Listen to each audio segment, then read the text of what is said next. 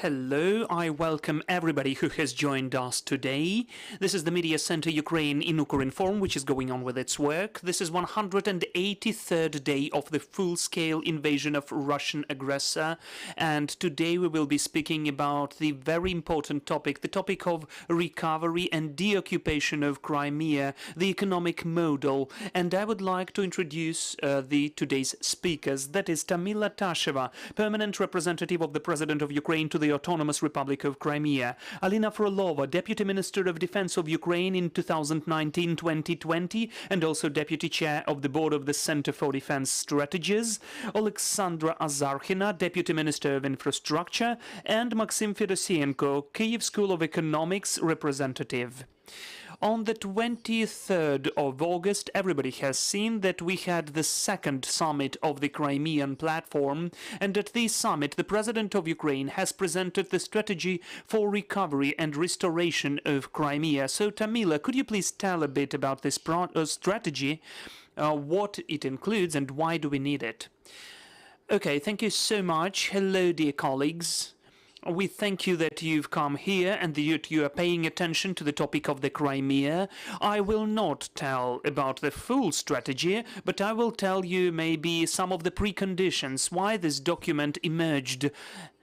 We were working on this project and document together with the Ministry of Infrastructure of Ukraine, the Center of Defense Strategies and Kyiv School of Economics, involving also other state and public actors and expert community, and the office of the President of Ukraine.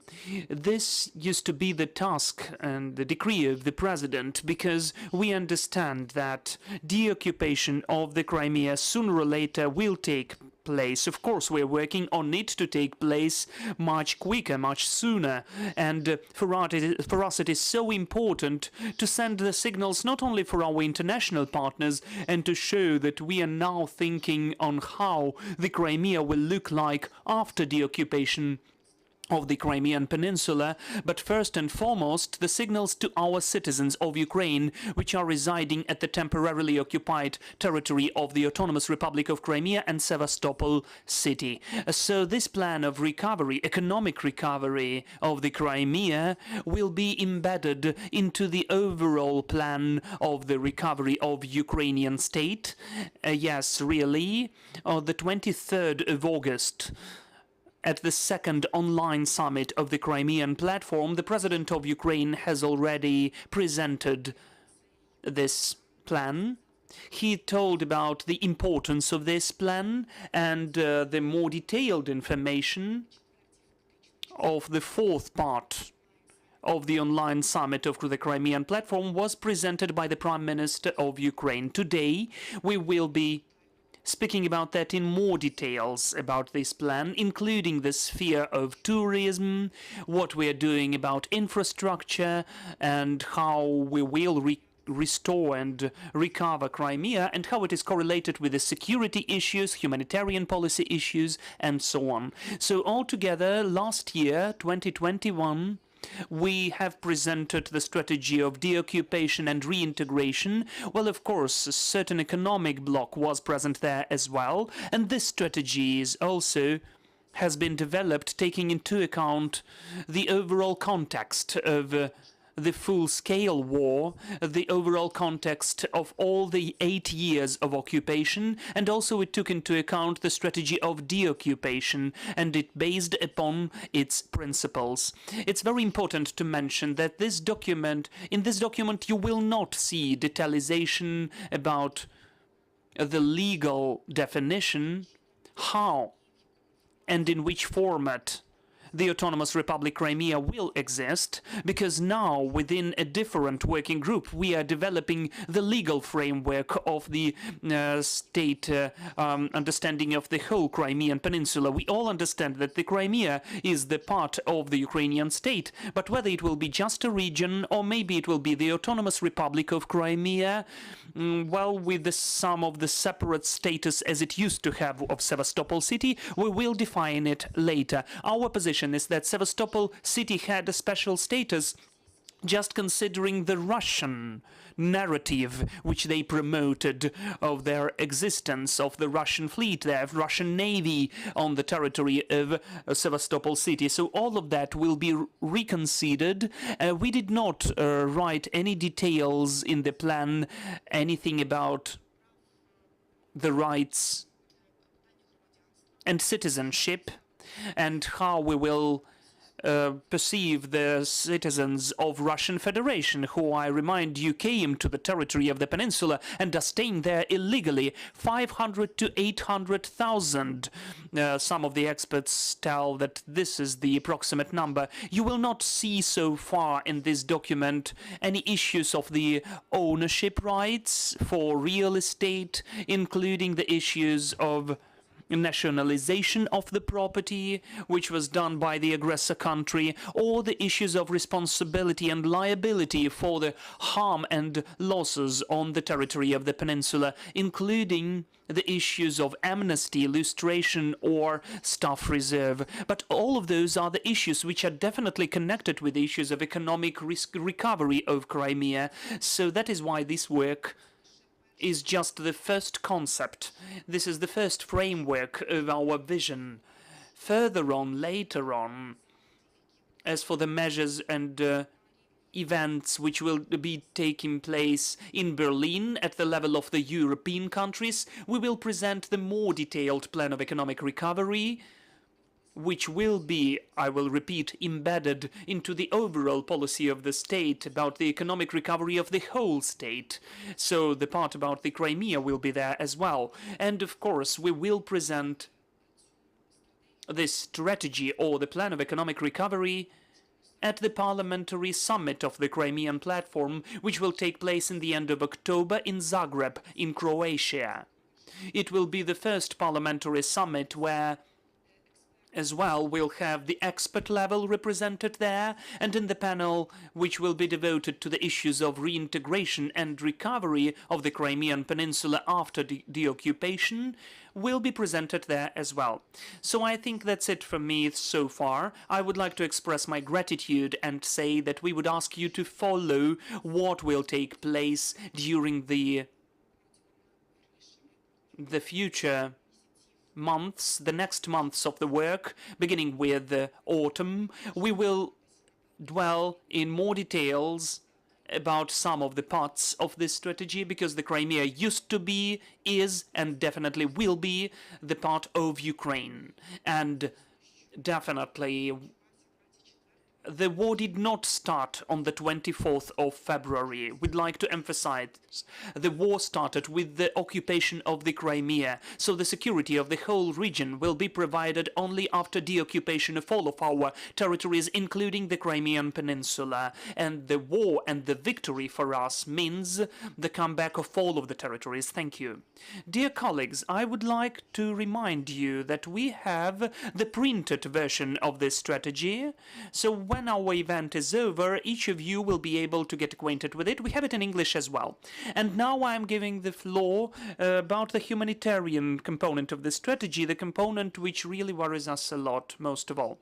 Yes, that's true. The occupation of the Crimea gave an opportunity for the Russia to move on, and this weak response of the world community onto what has taken place gave it an opportunity to move on. So the Crimea during this year has become a military base, which was not only used to conduct strikes against Ukraine, but also to violate calm and quiet situation in lots of regions of the world, including Syria, because the Crimea was used as the platform for the troops, for the Russian troops which were moving to Syria, and also for the blockage of the Azov Sea, just to block the proper movement of the commercial transport in the Black Sea. And also Russia used the gas wells, which were used like mini military bases, which gave them the opportunity to control the entrance to the Ukrainian ports and to restrict them. It created threats to the riverbed of the Danube. So we have described all of those threats and told how it can take place later. Unfortunately, this is what really took place. The full blockage of the Black Sea leads to the potential grain crisis. We have the decline of lots of businesses and enterprises, the companies which were working on the delivery of freights, let alone all the rest. So when you ask about whether the Crimea can be demilitarized, whether it should be demilitarized after its liberation, I can tell you definitely the 100% of the experts and public activists consider that it is impossible, because the Crimea is strategically a very useful platform for the control of the security situation in the Black Sea. I will remind you that there are missiles there which can, for instance, reach any capital in Europe. And according to the assessment of the experts, they can also have tactical nuclear weapons there. There are some of the signs witnessing about that. This is the awful danger not only for Europe but for lots of the countries. The presence of Russia and militarization of the Crimea is felt in the Mediterranean area, the Baltic Sea and Caspian Sea, which is fully under control of Russia. So demilitarization of the Crimea by Ukraine is impossible. The Crimea should locate the armed forces of Ukraine, the navy of Ukraine. But when we have been working on this concept and we have communicated with the experts, Ukraine in no way would like to have the Crimea as the military base. We wouldn't. We would like Crimea to look as an example of the friendly militarization, when we have some coexistence of the civilian life and military life, when the military component will definitely impact the economic development of the Crimea. We need to understand that first, it will be very substantial for the development of the Crimea, because the economy of the Crimea is suffering, and we will speak about that later. So the military objects maintenance and all of the services which are created to support the work of the military objects will be the substantial part of the economic recovery, a kind of the economic booster. So, in fact, first and foremost, the Crimea should be the guarantee of security not only of Ukraine. We are covering Romania. We provide the opportunity of the transportation to Georgia. We will provide the proper transportation of any commercial freights through the Black Sea. And we will be able to provide guarantees that the peninsula won't be used in any military aggressive actions. First. Secondly, what is about the location of the potential location of the tactical nuclear weapon, why we think that it could take place? Because Crimea restored the infrastructure which should support the functioning of this kind of weapons. They even created the special unit which in the Russian army, which should deal with the maintenance of such military objects on the territory of the Crimea.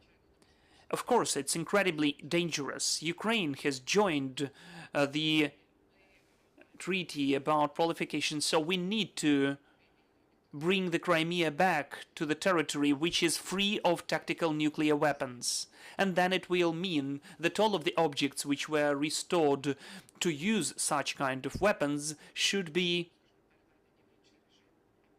transferred into a different mode or just preserved and used in a different way.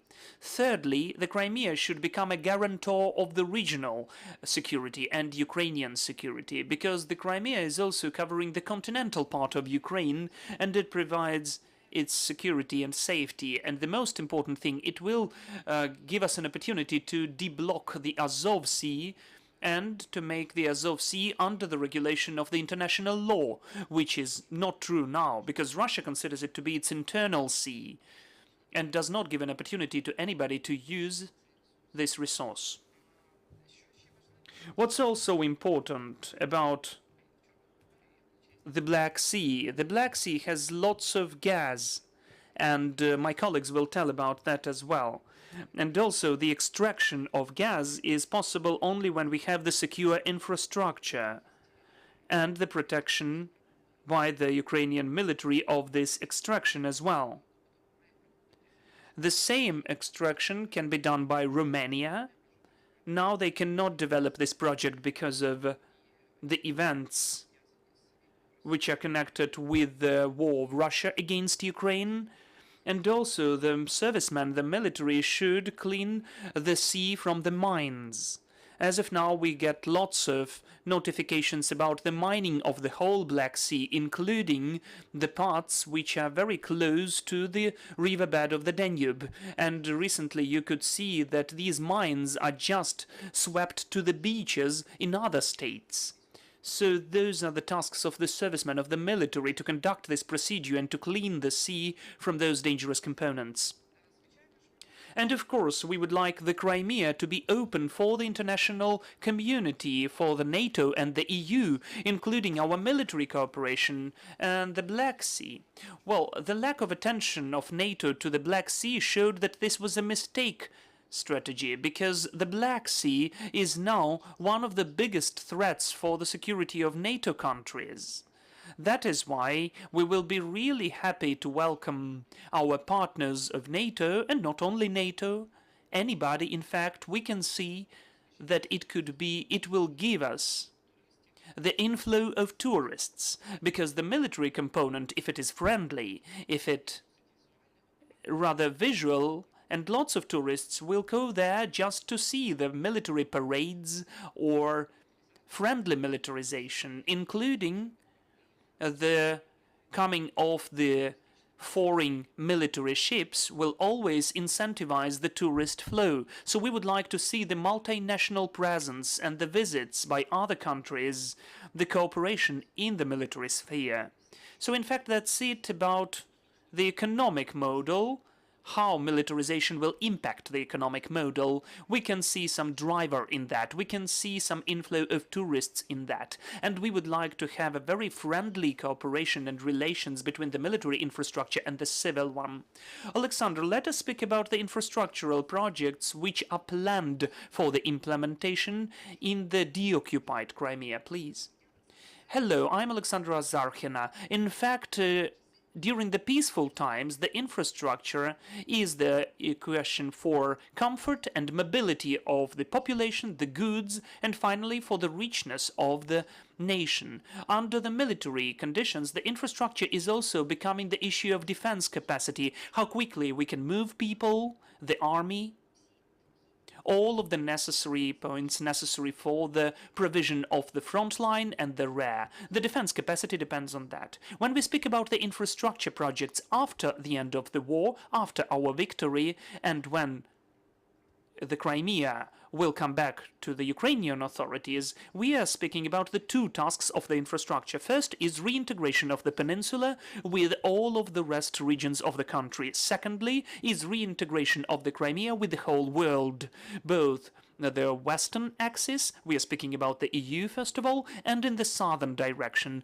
because when we look on the map, we definitely forget that the Crimea is the point which is not just the guarantor of security in this region, but it's also a certain southern gate for Ukraine, which witnesses about its opportunity to perform the function of the hub, the function of a very important transport unit for all of the types of transport and communication, not only with our western but also southern partners. Especially it's relevant when we are speaking about the world food crisis and the role which Ukraine is playing in this point. So when we are speaking how we created all of those projects, really, they are compliant with all those tasks. Unfortunately, maybe you remember the statistical data which showed the inhabitants of the peninsula which had to support Russian occupiers because of some of the reasons. Lots of them have never seen any other regions of the country, let alone their opportunity to see Europe or the world. They never traveled.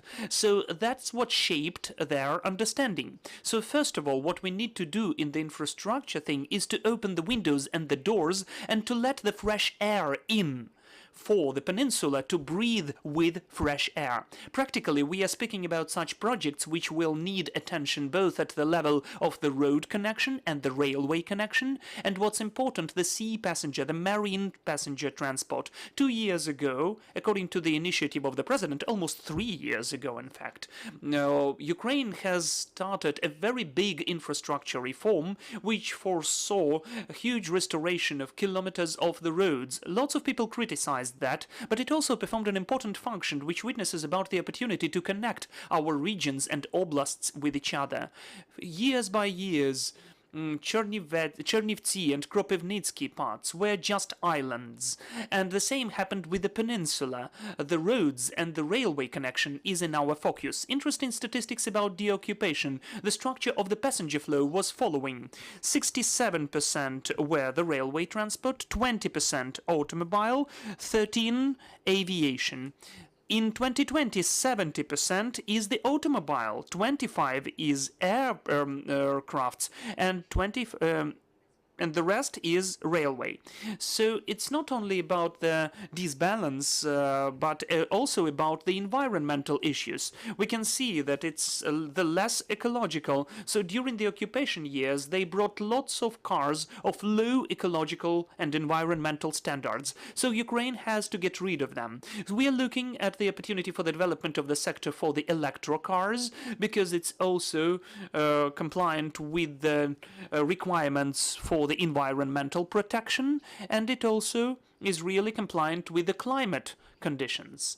And now we also consider that during these years of occupation, those are just lost opportunities for the Crimean residents. We will need to catch up, including the reforms which have been conducted by Ukraine thanks to the signing of the association agreement.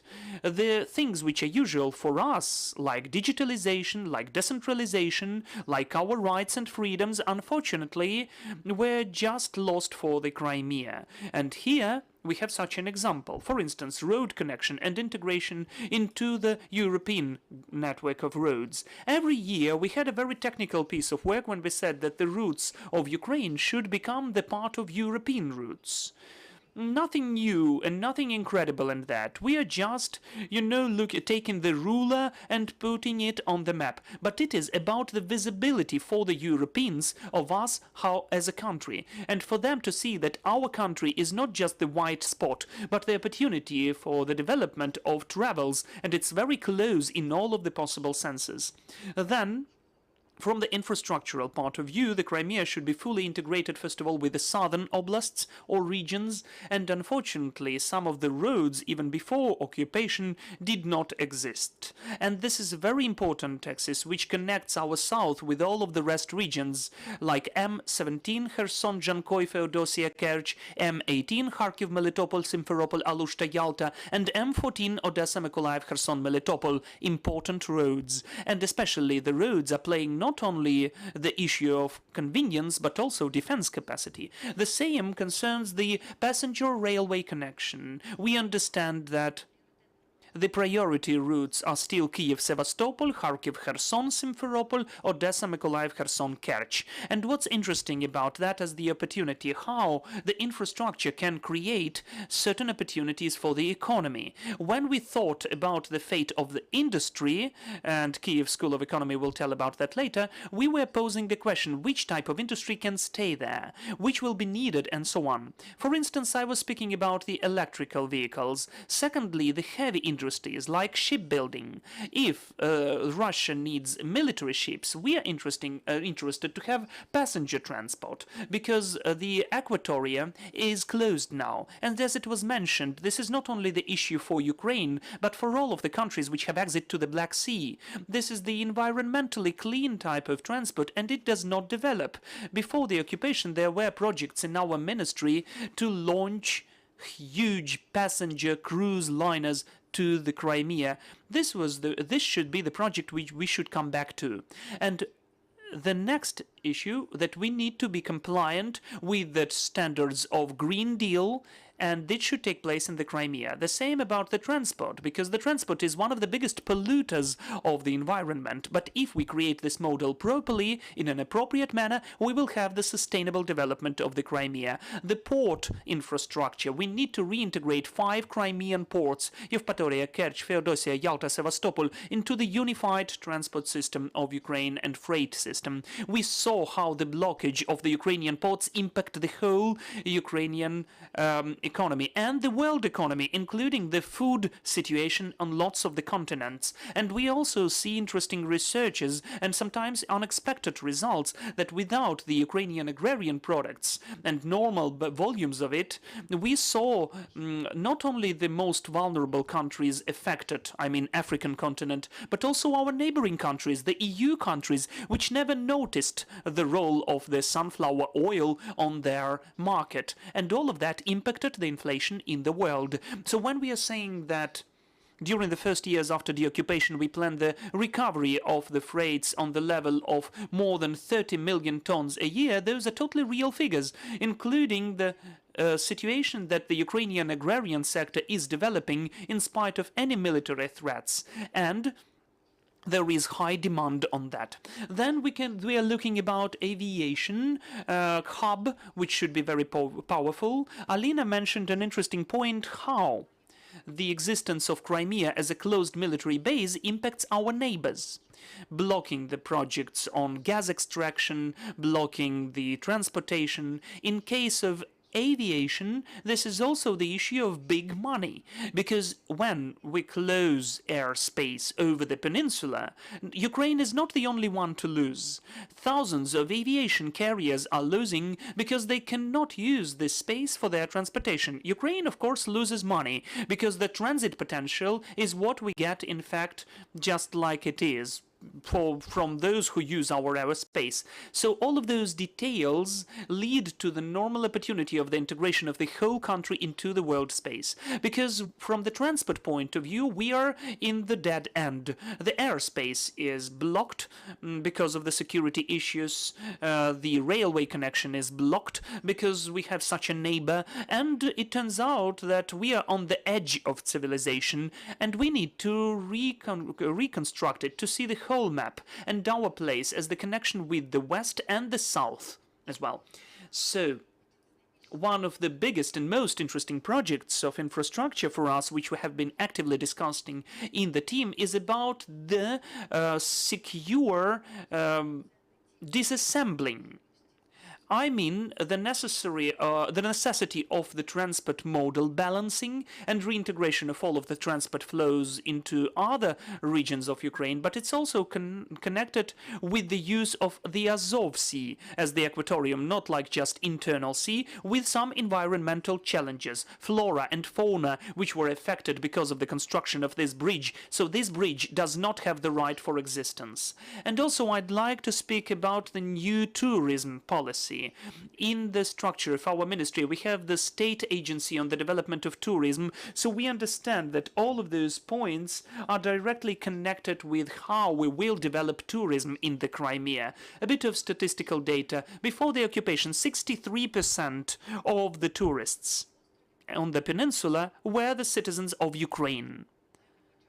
The bigger part of the rest were the Russians. Now it's upside down. 85 to 90% are the citizens of Russia, then citizens of the so-called Eurasian Union, and because of the full closure of the peninsula in all of the senses of the world does not see the Crimea, and the Crimea does not see anyone from the world.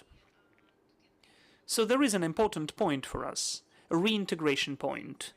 That is, all of the European reforms which we are conducting, to some extent, they are bringing us back to the usual daily things. The availability of the Ukrainian foreign passport, the biometric passport, is the ticket for those residents of the Crimea who have the citizenship of Ukraine and who will be able to see the whole world. But those are just exceptions, and we need to restore it for 100% to make it fair, just and open, and then we will be able to work on the proportion, on the ratio for the this tourism flow to come back to at least 60% to be the citizens of Ukraine, which are having relaxation and rest there, and at least 30% are from the EU countries, the US or other friendly countries, which will be able to rediscover the peninsula for themselves, because it has traditionally been developed as a beach tourism, and unfortunately now it's only strengthened because the Russian tourism policy was basing upon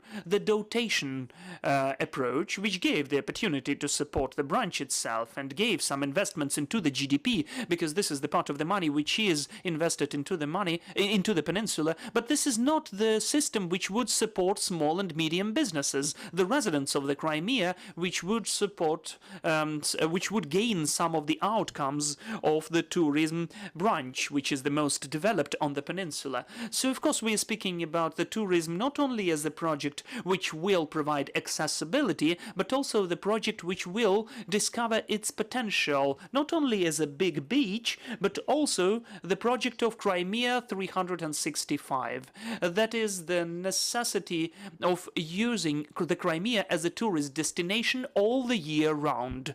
So we need to work with the bigger world brands on that.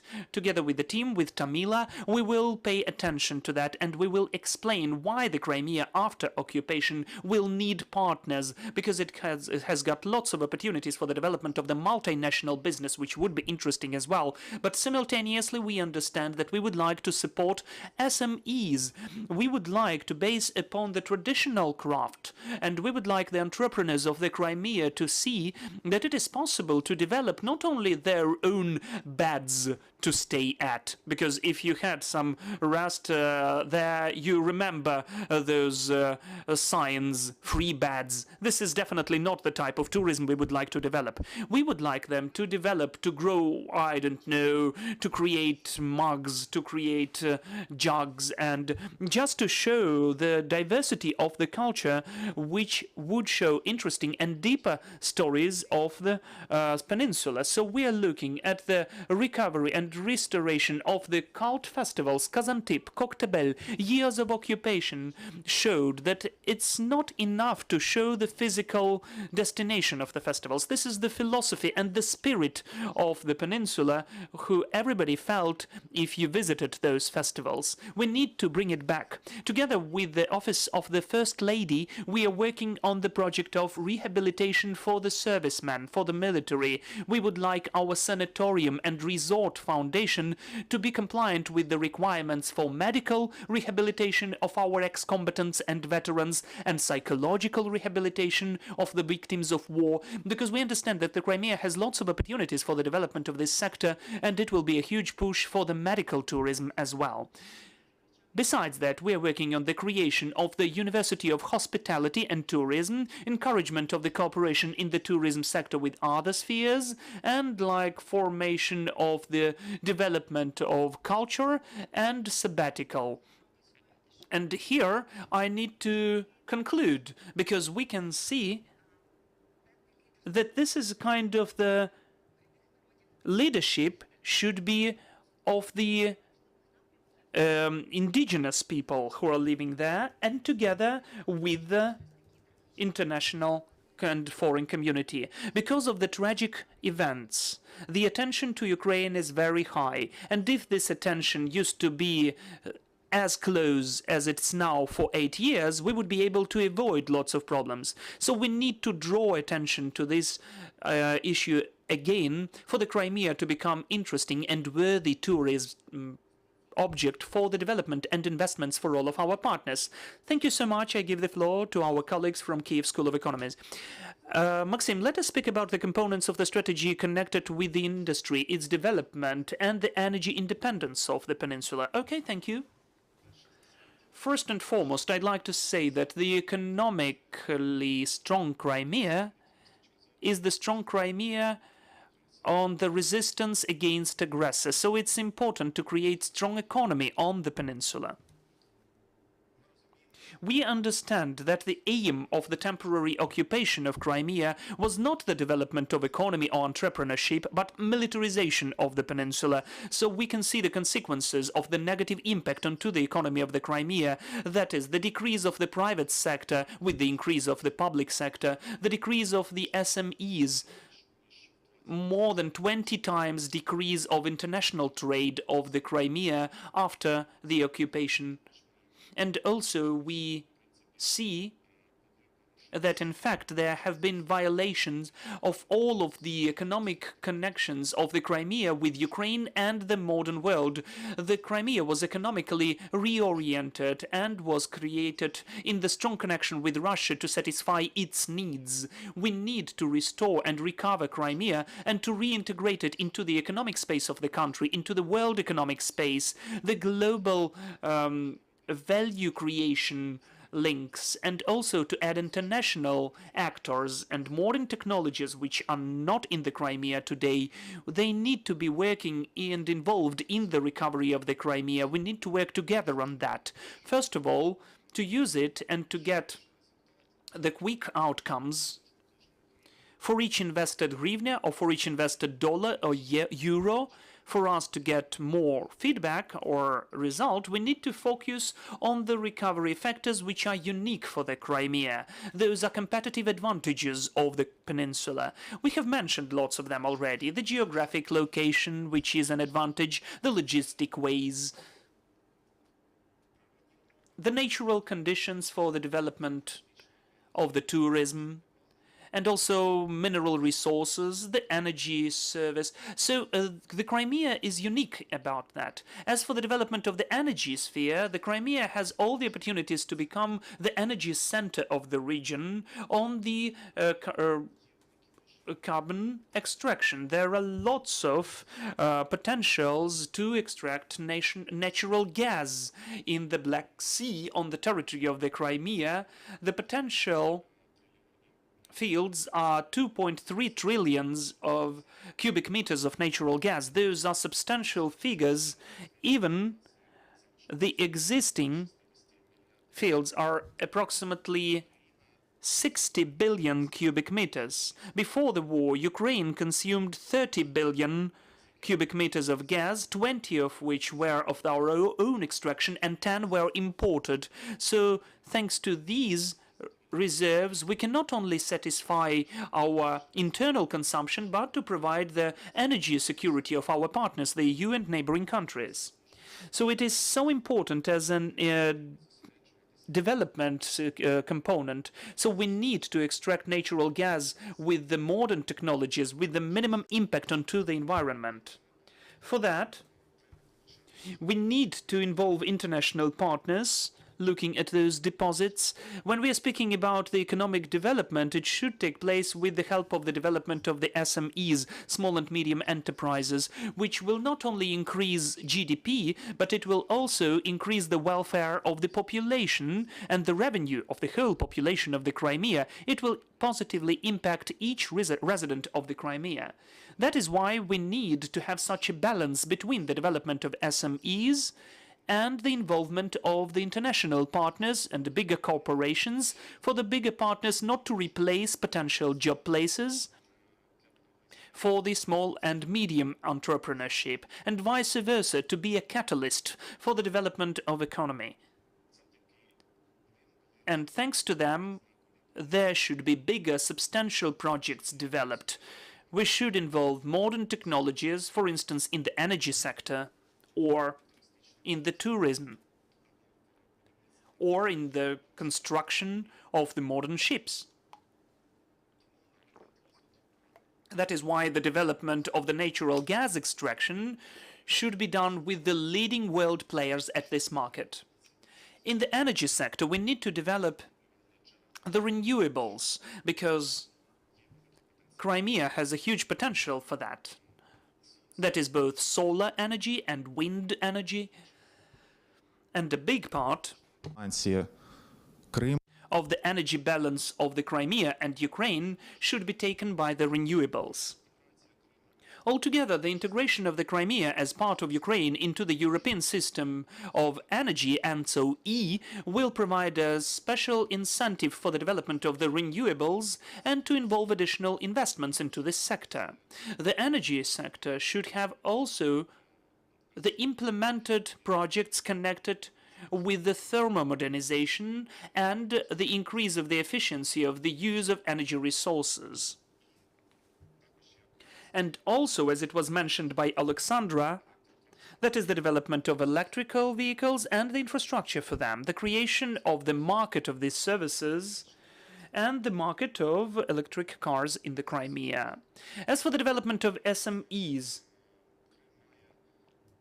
the Crimea has to develop the spheres which are, first of all, historical for it, and which will have a synergy effect, together with the development of tourism, the development of infrastructure.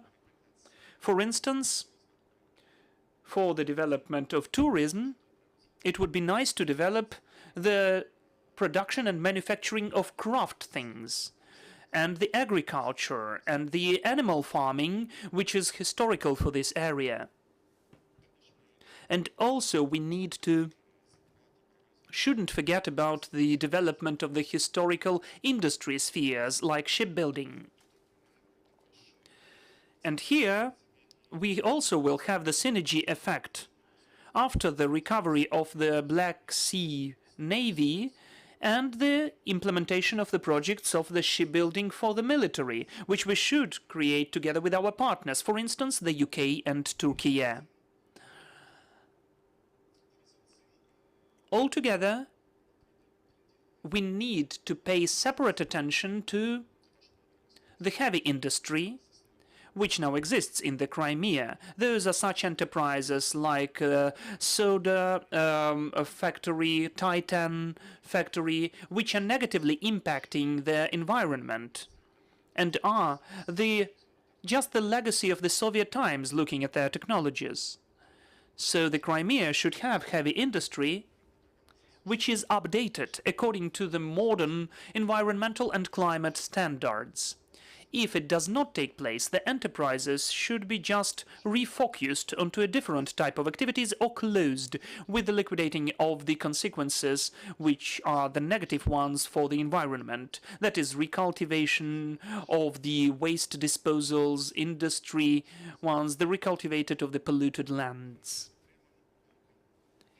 A separate part in the recovery is ecology. Here, the Crimea, together with Ukraine and integration of the country into the European space, should comply with all the modern ecological and climate requirements. The Crimea should become the environmentally clean region of Ukraine and the climate-neutral peninsula to minimize the impact onto the global warming and to decrease the greenhouse effect, which will take place with the changes in the energy and industry sector. This is how we can mitigate and minimize the impact onto the environment. In the ecology, we need to expand the zones which are protected by the state, because since the militarization took place and since the combats took place, lots of territories were polluted, and there was a negative impact of war, which is felt in the ecology as well. I thank you, Maxim. So the comment, after the comment from Tamila, we will go to the Q&A session. We will start it. Yes, dear colleagues, thank you so much. I would also add several words about the humanitarian component and the importance of the recovery of such a mosaic of different, diverse cultures on the territory of the Crimea, of course, especially with an emphasis on the rights of the indigenous people. I will remind you that according to the Ukrainian legislation, the indigenous people of Ukraine are Crims, Krimchaks, and Crimean Tatars. But what's important, the Crimea has always been multicultural, multinational, but during these 8 years we can see how the cultures are prosecuted, the cultures of other nations and peoples which have we can hear that from one voice from Russia, when the whole cultural informational space is totally polluted and messed up by Russian narratives, when they pay attention just to religious and cultural peculiarities of the certain people. So for us it is so important for this diversity and a special focus on the indigenous people to be restored and recovered. So we will be working on that as well.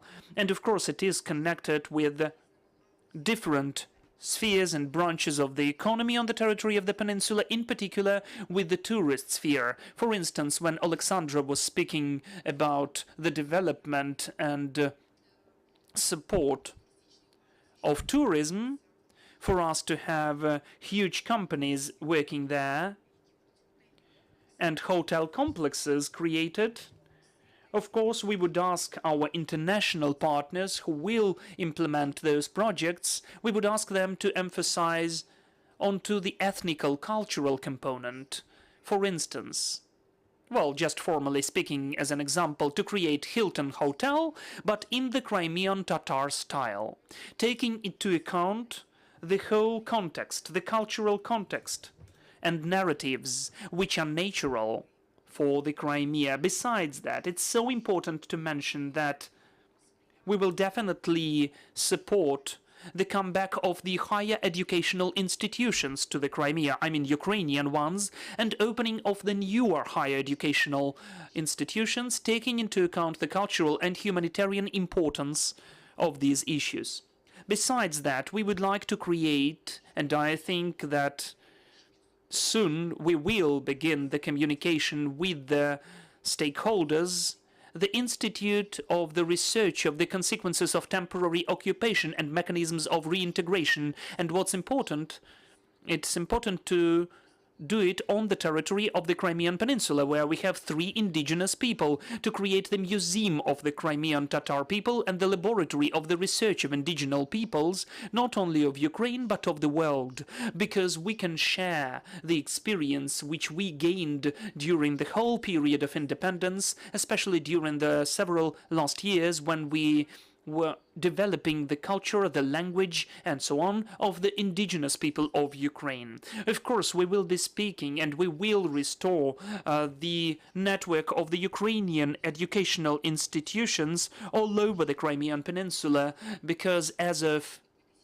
2014, Ukrainian schools and Crimean Tatar schools with these languages of training were not enough, were not substantial. But after 2014, after the beginning of the temporary occupation, they just vanished. So their number decreased, and let alone the real state of affairs when the school is named as if it has the Crimean Tatar language of tuition, but they don't have this language there at all. Besides that, it's so important to mention that we need to conduct memorialization of the cultural and historical events on the territory of the peninsula. I will not delve deeper into all of the projects about the cultural and humanitarian component, but definitely they will be the foundation, the basics, to restore all the economic spheres in the restored Crimean Peninsula. Thank you, Tamila. Are there any questions, dear colleagues? Please take the mic. Hello, Maria Honcharuk, Ukrinform. My question is to Ms. Tasheva. How long can the reintegration of the Crimea can take after the occupation? That's the hard question, considering that we don't know how, in which way we will bring back the control over the Crimean Peninsula. There are different scenarios, you need to understand that. If it is the military scenario, if we actively use the military components, first of all, if the Russian Federation, for instance, fully destroys the infrastructure when they withdraw from the territory of the Crimea, is one story. So we'll need to recover what we see on the territory of the whole state when the civil infrastructure is destroyed, and then we will need to restore it and to recover it on the territory of the Crimea as well. Because unfortunately we understand that the Russian Federation does not want to leave the Crimean territory peacefully. So it will be one story. A different type of story is when we have peaceful deoccupation in the diplomatic way. So with the use of some, well, of course, military components, because we cannot forget about that. This is a different type of a story, but we understand that there is lots of work ahead of us. In my introduction speech, I mentioned the responsibility, because thousands, hundreds of thousands of Russian citizens are living on the territory of the peninsula. Of course, they are not that willing to leave the territory, though we can see how they are living during several last weeks. But still, they will oppose. So how should we treat the citizens of Russian Federation who already were born on the territory of the Crimean Peninsula? This legislative framework should be developed now. We are doing that, and we understand that those are hard questions. The issues of the staff reserve and the potential of the replacement with the Ukrainian personnel and staff for all of the staff on the territory of Peninsula. Those are thousands of job places, law enforcement authorities, military, the issues of education, culture, humanitarian component, informational component, and so on. So definitely it will take very long and time. This will be the process we are getting ready to. Unfortunately, we cannot afford ourselves to say that we will wait when we gain the control back, and then we will create the plans and mechanisms and ways to restore the territory. That is why last year we adopted the strategy of deoccupation, the plan of its implementation. This is the framework document, but it is working as well. And just now we are showing the Ukrainian citizens on the territory of the peninsula this economic model of the recovery, what is awaiting for our citizens, where they can work, what's the potential they can have for them to grasp this idea and to help us, including the Ukrainian army, and not to be against deoccupation and reintegration of the territory. Even now we have created this working group together with Alina, including, and other experts, organizations, and the state and public authorities. We are working on the legal provision of the reintegration process, including the liability and amnesty and lustration. I will instantly say that the people who violated the human rights, who committed war crimes, crimes against humanity, genocide, they will not get under amnesty. All the rest can be under amnesty. And also the issues of lustration, because those are thousands of people who are taking places in the occupational administrations. Definitely they will get through the lustration measures, and they won't have the right to take the positions, official positions on the territory of the peninsula, and we will think how long will it take, 5 to 10 years. Different countries have different experience with different time periods. It can be a very complicated way, unfortunately, but we are already getting ready to it. We have more questions, please. This is Sasaki of Kyoto News, Japanese news agency. Thank you for explanation for the strategic importance of this Crimea Peninsula. I also visited there before the annexation and during the referendum. And the biggest problem for Ukraine now is how to get it back. And yesterday and the day before yesterday, President Zelensky declared that we will get Crimea back by any way, without consultation. Now I'd like to ask to Ms. Tasheva, what does it mean by any means? You mentioned now that military scenario is one of the options. You don't exclude it. And also, by any consultations means that you would not consult with US or European partners before stepping out to that. Thank you.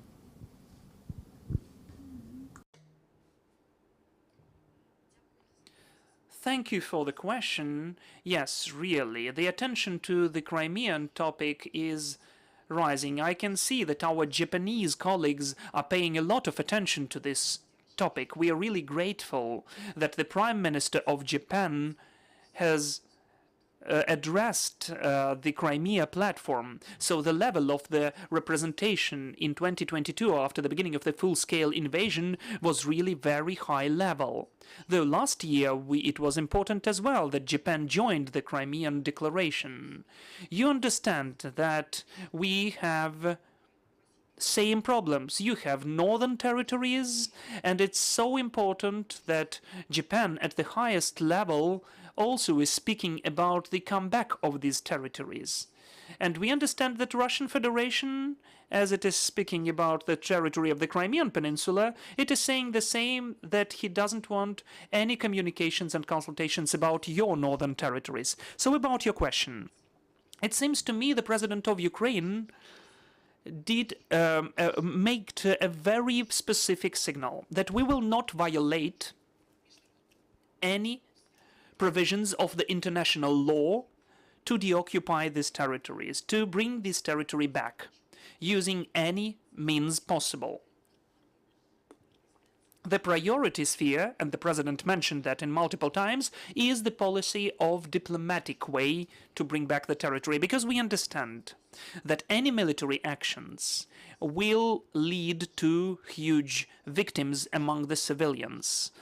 We understand that Russian Federation withdrawing from the territory will use our citizens on the territory of the Crimean Peninsula as the live shield. So they will just, on purpose, they will establish their positions within the cities. They will use any mechanisms for Ukraine not to be able to conduct military counter-offensive on the territory of the Crimea. But on the territory of the Crimea, there are several military objects, not only military bases, but also the centers with equipment, with armament, with ammunition, and lots of servicemen. The Crimea is used as a military base, as a platform for the further offensive and attacks against the territory of Ukraine. We can see it that the southern flank of the attacks of Russian Federation is conducted from the territory of the Crimean Peninsula. That is why, to neutralize the opportunity of the Russian Federation to conduct offensives on the territory, from the territory of the peninsula, we can use for our defense, just for the defense first of all, such measures, such ways to neutralize Russian Federation from that direction. So, of course, I will repeat, political, diplomatic way is the preferable one, but with the opportunity of the use of other mechanisms, including the military ones. As the president said, after the Crimean Platform, according to the conclusions of the platform at the press conference, Russia did not choose the politically diplomatic way to give the territory back. The Russian Federation is pushing us to different ways, but we understand that any military actions are losses of people, of the civilians, of the servicemen. So of course the priority sphere is still the politically diplomatic solution of the situation as for deoccupation of the Crimea. Are there any other questions left? I would also like to add a bit. Finally, well, just before the moment of the full-scale aggression, we were always saying that the liberation of the Crimea is possible only and exceptionally in the diplomatic way. Ukraine wanted to take this way as well. Now the rhetoric has changed. And as Tamila said, this is not the choice of Ukraine. This was the choice of Russia. So according to the international law, we have all of the rights, including the military way, to take Crimea back. This is our territory, which is not, this annexation is not acknowledged by anybody. But, of course, besides possible destroyed objects and victims, we also assess the fact that Russia annexed this territory and included it into Russian Federation. So we do understand the risk of the use of tactical nuclear weapons, because for them it will mean that they have formally saying the internally legal so-called reason, according to their doctrine of the use of nuclear weapons, to use it. That is why I think the tactics which we can see now is already the tactics of Ukraine, which we have now from the perspective of the destroying of some military objects on the territory of the Crimea, is already with the use of military force. In this or any other way, we are already doing that. And I think it will not only increase and will go on. Military liberation or military element does not definitely mean massive shellings or thousands of tanks. Physically, it's very difficult to implement that. But it also includes sabotage, guerrilla, raids. So I think that it will go on and increase. Thank you, dear colleagues. Are there any other questions left? There are no questions. Yes? Yes, please.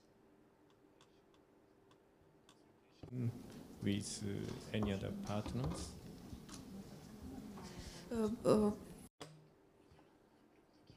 Unfortunately, I cannot comment anything about consultations because the external and foreign relations is the issue for the Ministry of Foreign Affairs and the Presidential Office. And the President of Ukraine is dealing with that. So I cannot comment upon that. I do apologize. I thank you, dear journalists, for the interest to this topic. I thank our participants of this conversation, that now all of the Ukrainians are feeling this readiness of our state, the state of Ukraine.